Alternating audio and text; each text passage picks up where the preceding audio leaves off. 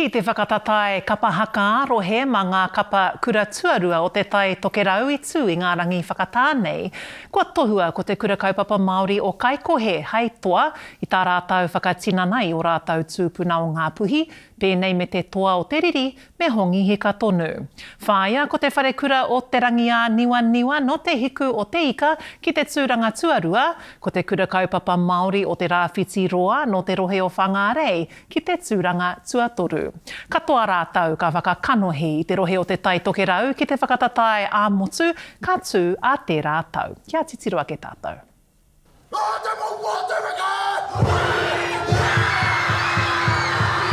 Nā reira, marama te kite I te aloha nui o roto o te pua te heke me ngā hapu rangatira e kaha tautoko ana. Te reo o te tai tokerau, ngā kapa haka o te kotu o tira, te ao haka o roto I a mātou o te tai tokerau whānui ake.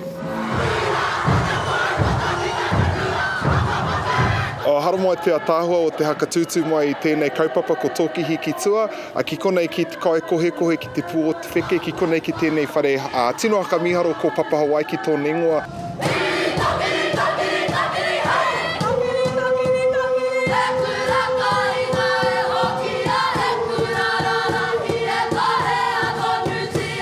E toru ngā kapa, ka tae te whakakanohi nei a tātou o te tai tokerau. Ki ngā whakataitai āmutu, kura tuarua, ka tū a te rātau ki roto mā tātua waka. Nō reira, ko te kaumārima ngā kapa, he rekota nama tērā mo tātou I roti tēnei rea ngā haka. Ko rātou tērā e pakangātu ana, kia riro I te toru o rātou, te whakakanohi nei I te tai tokerau.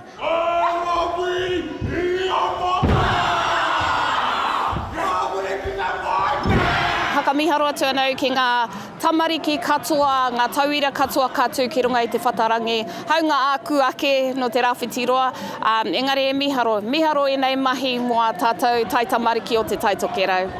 Te kaumātoru ngā tau ki toku nei mōhio, tō tātou nei kura kore tū ki runga I te atāmira, nō reira ko hoki mai a te whare kura hoki anga I roto I te Pēnei te amarama anō ki I roto I te pū o te wheke. So our performance was nice and early, 9:20 we were up, and yeah, it was good. It was very good. I really loved it. It was very cold, I'll tell you that, but yeah, it was beautiful. He nui ngā mahi, he nui te heke ngā wera e tai atu ai te tahi kapa ki runga I te papa o tūauai, engari e miharo pāna hau ki ngā kapa katoa e tu ana.